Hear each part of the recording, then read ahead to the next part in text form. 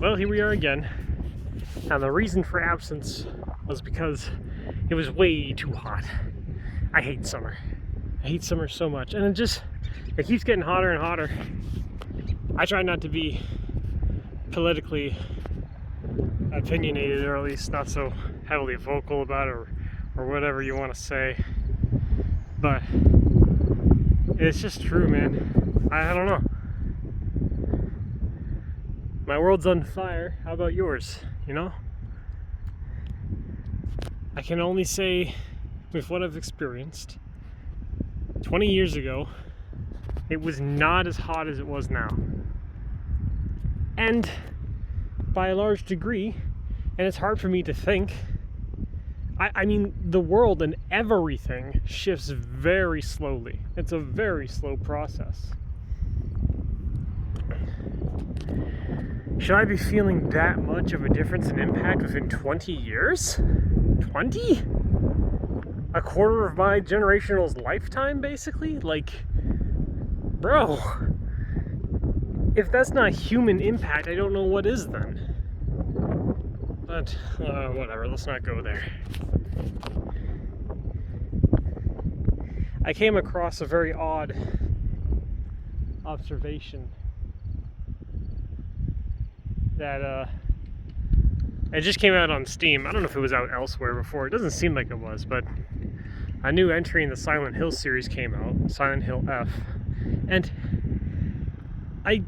when I saw the big ad billboard on the Steam page for it, I felt such a disconnection. I'm not a Silent Hill aficionado, but I know a good deal about it. And it just seems so weird to me that it's like, well, everybody knows Silent Hill for two games. They know it for Silent Hill 2 and Silent Hill 3. The first was cool. It was groundbreaking? Well, it was that in Resident Evil, right? Those two, like when horror came out, those were the two go-tos, I think. And then Fatal Frame afterwards for PlayStation. I think those three really nailed it. Clock Tower originated elsewhere first. But in any case, it felt like such a disconnect because everybody knows about 2. Not everybody, but a lot of people know about 3 as well. This is what people clamor to. This is what they recognize. They make all sorts of jokes about Pyramid Head and James. Like that's the crown of the series. That's what people know it as. That's Silent Hill. So when you get these new ones coming out, because I don't remember Homecoming being very good, and there was a Title 4, right? Was there? I don't even remember. Was that Homecoming? I can't even recall. And I'm sure there was 1 or 2 things in between all that. But you get this huge deficit of, again, 20 years. Funny enough, that's coincidental, kind of. Approximately 20 years, it's like, that's when it was shining. And now you're here, and you've got F. You got F. It's literally like some kind of a meta joke. Because the F in the title is lowercase. It's literally as if it's trying to goad you into saying press F to pay respects or something. Like, I just couldn't fathom it. It was so surreal, so weird. And so I look at it, I'm just like, really, why did you feel the need to make another game in the series? Like, it just seems so weird. It's just a cash grab, right? Just like how Metal Gear Solid, you know, Delta came out. Like, what was the point of that? You already remade 3 a couple of times, and your goal is to do it again, but just make it more expensive this time, and you're like justifying it. It's just so weird to me. Again, the Resident Evil remakes were kind of a different beast that way, but then also, what was the fucking point in 4? I still don't get why they remade 4. I don't understand. Silly decisions. I guess it worked out for them though. I guess they made bank, so that's what they want. But in any case, it feels like this weird hearkening to glory days gone by. I get so tired of this rhetoric. they're talking about, well, I want a new thing. I want the new stuff. The new stuff's cool. New stuff's going to be good because we can do more with it. Totally fair. Yeah, that makes sense. And as it turns out, most of the new stuff never is as interesting as the old stuff. Like, this happens constantly, and especially so in the gaming sphere. Again, gaming is still not even 100 years old, folks. As an entertainment medium for video games, we are still scraping the very top crust. The top crust. We're not even past it to see the first layer of the cake. We're nowhere near it. But people think they've got it fucking hooked, line, and sinker. I don't know. And as they make this new sequel, I guess, and then I don't know, I guess the dev team must be really proud of what they did. Otherwise, why would they do it? I would hope that,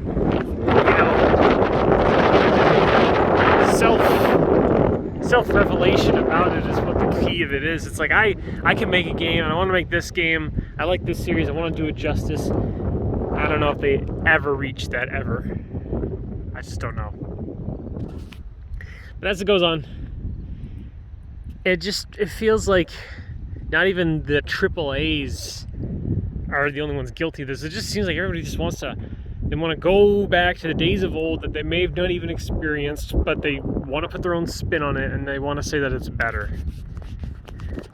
And I guess all of my observation is just completely anecdotal, but I don't know. It fucking feels that way.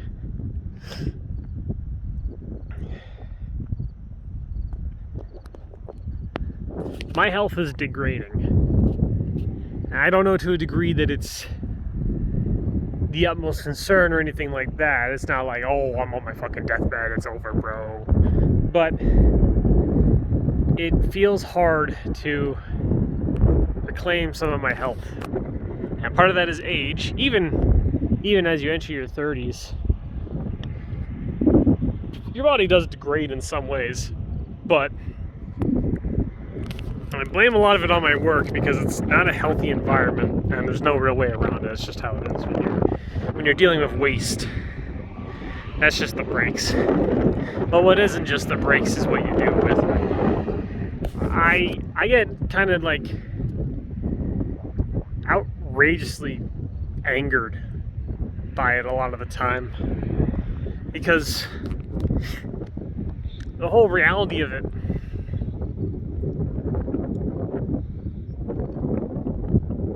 what you do and how it's measured is something that you're supposed to have control over. And I definitely feel like in this world, that's probably not how it is for most people. Now, part of that is because people don't know how to value themselves, but then the other part of that is that people like to be ordered. And I know a lot of people will immediately scream the other way. They'll be like, no, I don't want to be ordered. I want to be my own person. I like being my own man. I like doing the things I want to do and all that stuff. It's like, well, in your off time, you probably do. But as I've seen it through many people and many interactions, a lot of the time people want to be led. Leading is hard.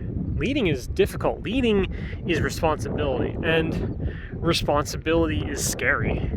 And a lot of people don't want to be responsible. That's one of the, I feel like that's one of the truisms of life, at least in today's societies, at least here in the first world, is people don't want to be the leader, because as much as you get power when you're the leader, you have a plethora of other bullshit that you have to take care of, and people don't like that. And I mean, unfortunately, it's happening for a large number of reasons, and I hate to say it, I'm complicit with some of it as well, because otherwise, why would I be here? I shouldn't be here. I should be doing something else with my time. So yes, people want to be led. They want to be given a job where they're just told what to do, and hopefully it's not too complicated and they can just get it done. And some people rise above that and they get higher education for, I guess, what they would cite as more meaningful jobs, but even I'm not too convinced of that. When you're sitting in front of a computer all day dealing with spreadsheets and code jockeying some kind of database, I'm looking at you, I'm just like, I don't know, is that fulfilling? Is that what's getting it done for you?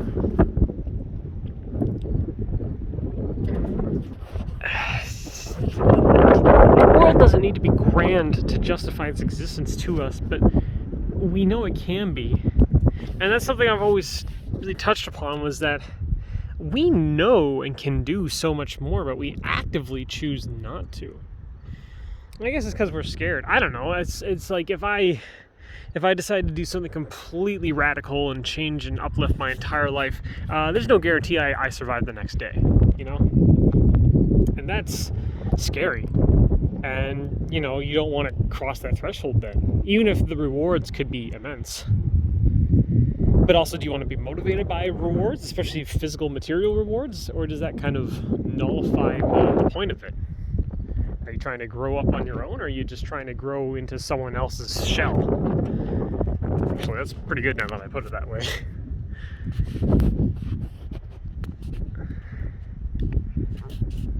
The way that my time is valued is basically just above minimum wage. That's what work has determined me as. And yeah, that's after a raise.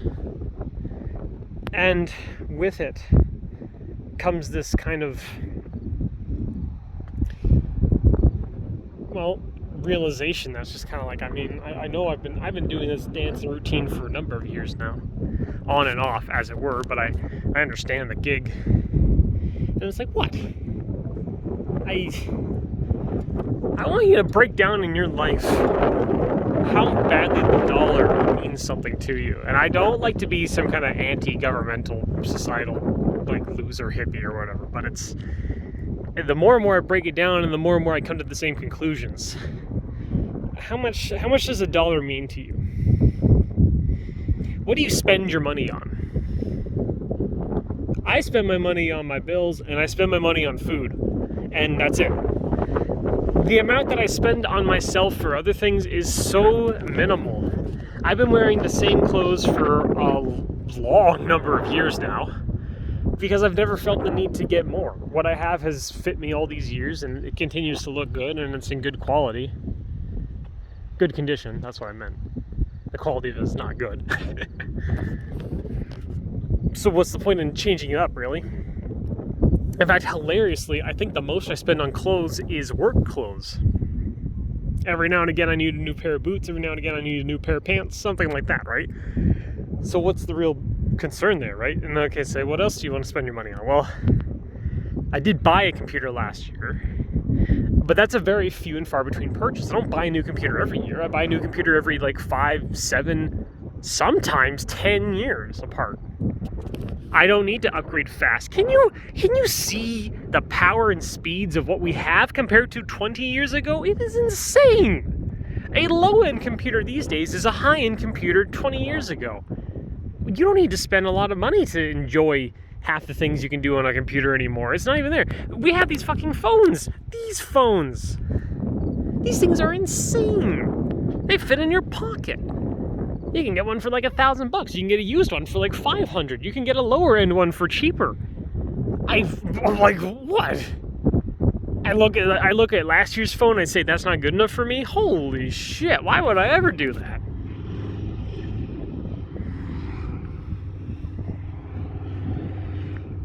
What else do you spend your money on? I used to buy board games. I don't do it anymore because I realized one issue. Nobody comes around to play them. I can play them by myself, but I'd rather not. I have other ways to play games and entertain myself, so I stopped doing that. What do? Do you buy beer? Do you buy drugs? I don't. Do you? No. It's not necessary. Cut the expense. It's not even an expense. An expense is implying something that you can't do without. You can do without beer, and you can do without weed. What do I spend on that's not necessary? I buy soda. I go down to the store and I get myself a Pepsi. I make that shit last. Despite how fast I go through it, actually, I look for good deals. And that's excessively cheaper than weed and beer. I'll say that much. I'm not trying to knock on anyone in particular. I'm just stating. Like, you don't have to get that stuff. Okay, what else? Are you a collector? Are you collecting something? Do you collect You clicked artisan crafted flutes. Well, that's going to be expensive. But at least that's pretty focused. And if that's the only thing you're spending your money on in that capacity compared to all these other things I've listed off, then you probably sound like you have the money to do it. Even low-end jobs probably have the means to do it. I read a book recently from a Frenchman. I don't remember the guy's name. I think his last name was like D'Artine or something. D'Archini? Something like that. Well, anyways, the book, it's a very short book. It's only like 50 pages or so. But it was called An Uncommon Way to Wealth, something to that degree. I guess it kind of shows how much I cared for it if I don't really remember the title and everything. But it is an interesting book, as it details a Frenchman back in the 1900s or so.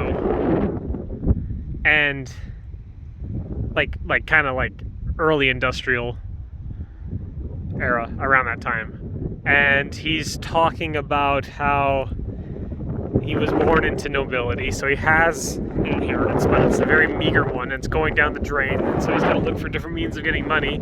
He's always worked dead-end jobs because he's never felt the need to really motivate himself to do above that, but he always goes down this particular area near campus that's full of the elucidated and educational. And all these guys who are basically swindlers and just jockeys of their trades, and they try to blather on into the streets like, what's the term when you're yelling out something just on the street? Not on your soapbox, but something else. Oh, I don't remember the term. I'm sure it'll randomly come back to me. But in any case, he's dealing with all these guys. And he's listening to their wisdom, in quotes, here and there. None of it's really resonating with him. And eventually some small incident occurs, and he gets this way of going to some very ritzy palace. And he gets there, and he has this conversation with a gentleman who tells him, who's very rich and everything. And he's talking to him, he's like, how did you get all this money? And he's like, well, I did these things. And he kind of gives a short little quip about handling stocks and trade and stuff like that. Things you can quite honestly look up these days. Because in that way, I guess the book was kind of influential in that way, because a lot of what's spoken in it is exactly what you can find out these days very readily. So I guess that proves how important it was for a lot of people. But in any case, deviating off from whatever it was and whatnot, the guy has the conversation with this gentleman, learns about this, and a bigger moral of the story wasn't so much about how to get rich, although that is definitely within the book and it is telling you methods of doing that, is that his mind was no longer as enclosed as it once was, because he gave the chance to someone to educate him about it properly. And it was important. The final line in the book is somewhere along the lines of, it was really difficult for the guy to get into the palace originally. It was a very dangerous road to get there, and it was filled with brambles and thorns and tight crevices and stuff like that. And he's like, why was the doorway to get into here so small, so tight?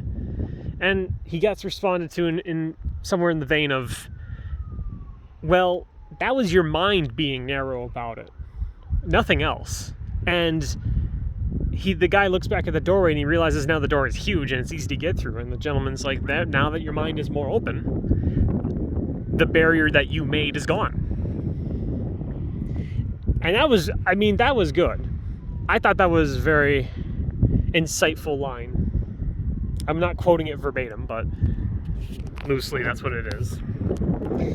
All he's getting at is he's saying, don't be your own limiter. Okay? There's plenty of limits around you already, so don't be one of them. Makes sense. How much is $1 worth to you? To me, not a lot. I don't know. We live in a world where we are so enabled, and yet we still willingly choose to kind of slave away at things. And I hear people now, they're yelling at me through your screen, and you're just like, oh, you can do better, you know. You can work harder, you can get elsewhere, you don't have to be doing the stupid shit you're doing. Correct. But also, that's just higher up on the ladder that I'm already talking about. I don't really need to work for money. I need to work to live, right? And a lot of people will say that right now. They say, you know, I'm living paycheck to paycheck, man. I'm working to survive. It's not survival you're working on. You're working to get someone else richer in their system, and then you feeding off the scraps. That's not what it is. If you wanted to work to survive, you'd go fucking farm the land and grow your own food and get your own water and make your own shelter. As it stands, most people live on other people's conditions. I think that might be the zinger here. Let's put that into quote, right? Most people are living to work on other people's conditions. Something like that, right?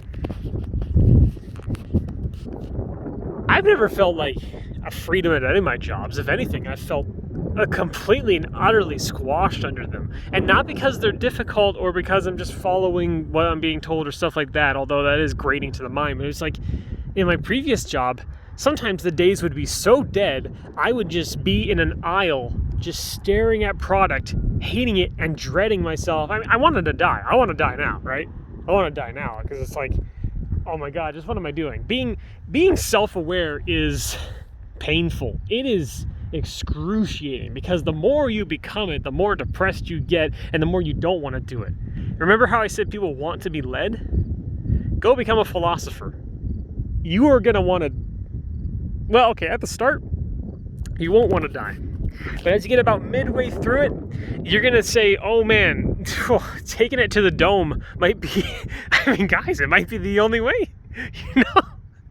I'm a very existential fellow. So I think about these things in the grander terms. Even if I can't always vocalize it properly, I'm just trying to get it out there. That's how I look at these things. So it was just depressing, and it's depressing now. I don't even work that much. I work very minimally. I mean that in terms of time spent at work. I don't work more than a couple days a week right now, which is incredible for me because I like, you know, that when it looks good on your background. Oh, you had a job for this long? Well, they don't ever ask you, you know, how many days a week you worked or whatever. And I get to have all this time to myself. I mean, look at me. I get to just, while other people are slaving away, as it were, I get to stand up here at my little spot and just enjoy the cold air while it's here. I hate it. The sun's coming out now, so it's kind of burning up, but I'm enjoying it for what I can. And other people are just slaving away and probably not liking it. I mean, there's even the construction crew over there. Those guys, I mean, blue collars are different, you know. They're those guys are weird. I've worked with blue collars all my life, and you meet a lot of characters that way. And yet, the only thing I can't get out of my fucking mind is how much I think about, oh my God, I have to go back to work in 5 days. And I shouldn't. I shouldn't think that way, nor should I have to. But I can't get it out of my mind. I just can't. You're thinking like 2 days a week is such a small commitment. It's such a non-issue. And it really should be. And it really is, I guess. And yet it drives me insane. It drives me so fucking bonkers that I just want to bang my head against the metal cans over there and just stop. Not because the work is hard, but because I guess I find it hard. I hate it. I absolutely dread it. It's not satisfying. It's not interesting, really. It's very false. I mean, what? You think that everything we take in gets recycled properly? Fucking please. Where do you think half the shit goes? I know everybody's thinking it's like, oh, well, if you're recycling aluminum, it must go into a smelter and become aluminum bricks again. It's like, yeah, that's the logical step. What's more likely It's all getting put onto a fucking ship, sent over to India or China or wherever else, where then a bunch of slave workers, actual slaves, not like our pseudo-slavery here, but actual slaves have to boil that stuff down, make it into drinks, and then they ship it back? I mean, to who in logistics would ever think that makes sense? But we've, global economy as it is, somehow it works out better for the dollar. How much is the dollar worth to you? It's fucking depressing. Oh my god. It is horribly depressing. And it's like so many people's work just entails around these same functions, but they just never acknowledge it because truth is harder to swallow than lie. Nobody wants to know the truth about things. That means you have to take ownership and responsibility. Everybody wants to be led. Nobody wants to take responsibility. Responsibility is scary and it hurts.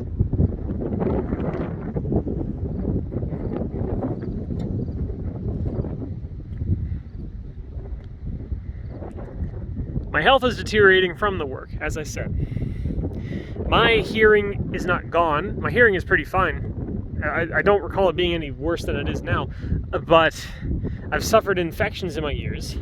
I've had a perforated eardrum for a year now. A year! The doctor said, well, it looks like it's clearing up, but I think we're wrong in that assessment because it's still there. I can't pop one of my ears when I'm yawning or anything. That's bad. That means there's a hole in there. So I need to get that checked out properly now.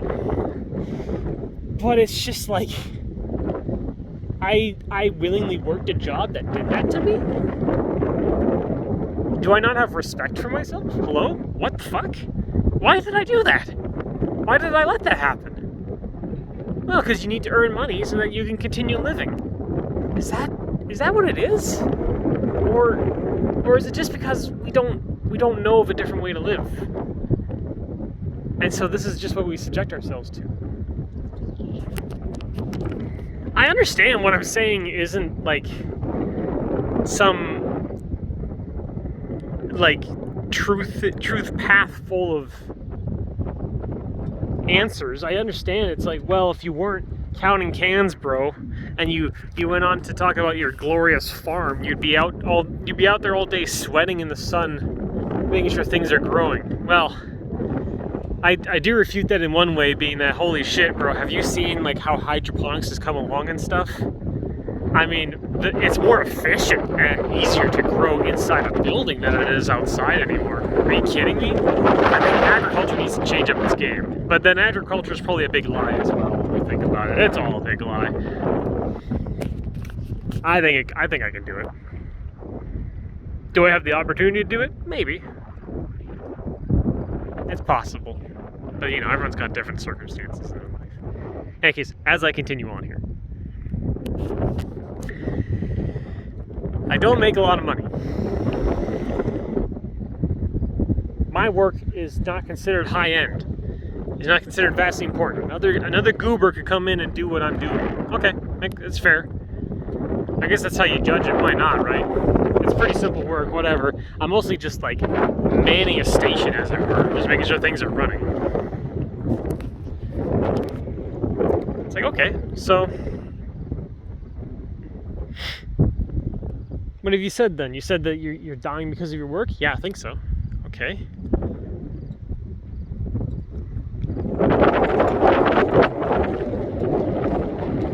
One thing I spend my money on is a gym membership. Occasionally I go to the gym because I want to be healthy. I want to get healthier. It brought me to kind of a weird conclusion today that I look down and I look at my fucking gut. I look at my fat cells in my tummy. And I say to myself, if I'm working, and the working is supposed to provide me with life, because what else is it supposed to be doing? Remember? You need to be working for your sustenance to continue living. That's not what a job does. A job just gives you money, and then the money permits you to do that.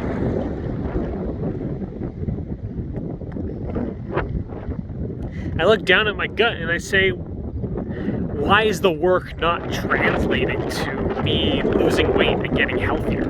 Why in fact is it doing the opposite? Why is it that I have to spend the money to compensate to get myself healthier so that I can work better.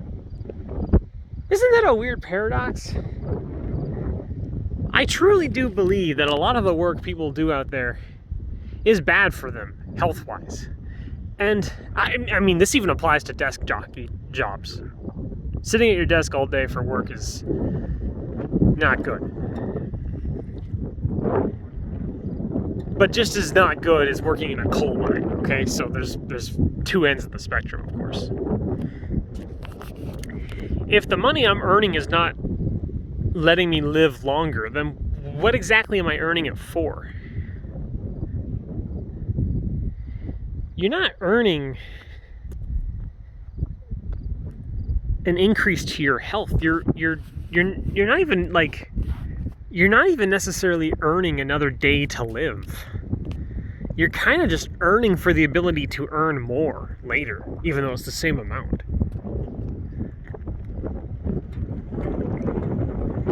This is what I mean when I kind of refer to us as slaves. Your work doesn't feed you. In fact, just short of that, if they were the ones giving you the meals, then it really would be slavery at that point, wouldn't it?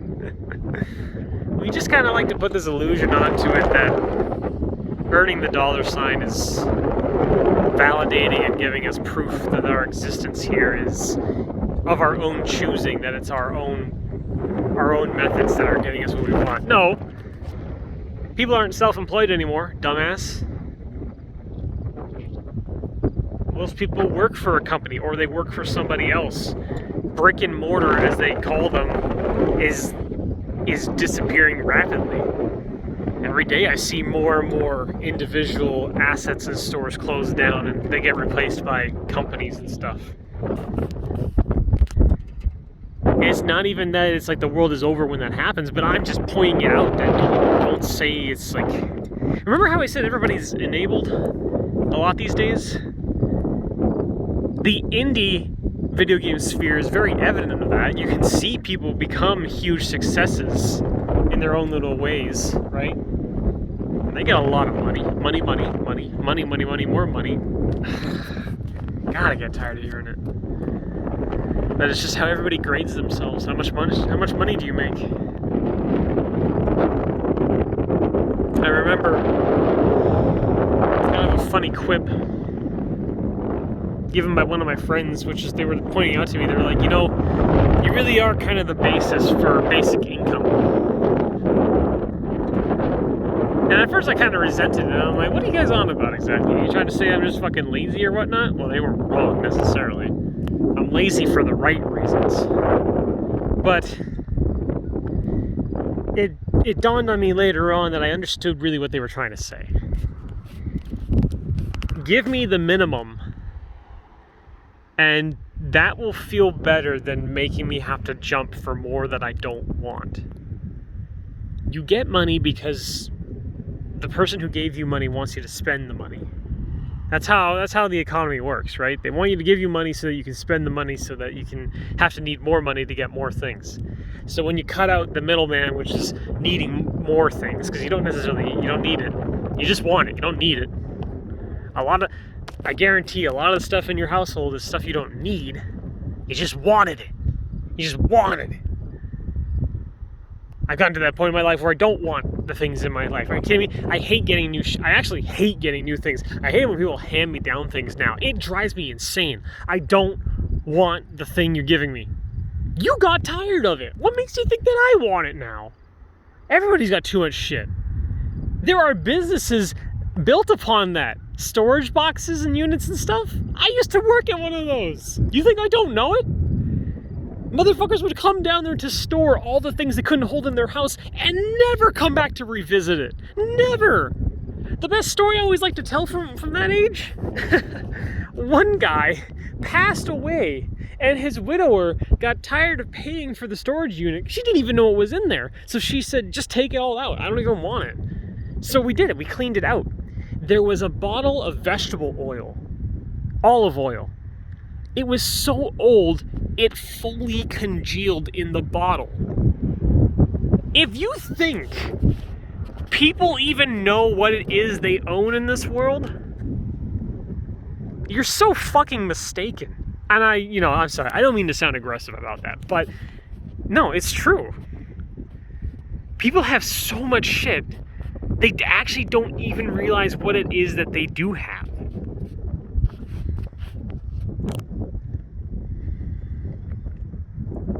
How much is $1 worth to you?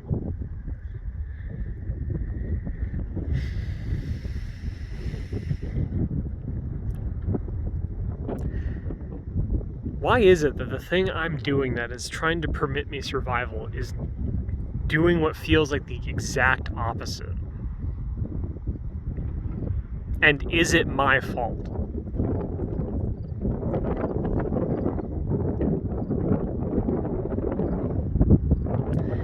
Ownership of responsibility is one of the scariest things that anybody in their life who becomes self-aware has to deal with. As I always say, remaining ignorant is easy. Remaining innocent is hard. Because virtually no one is innocent.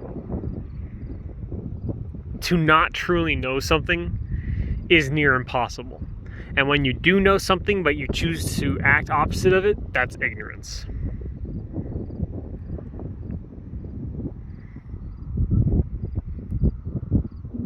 Ignorance is not a crime, but ignorance is also not admissible.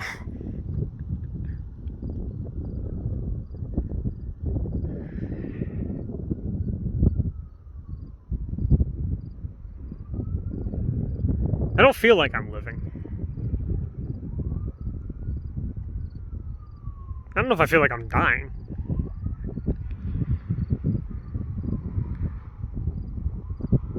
But I feel like I'm just always making mistakes.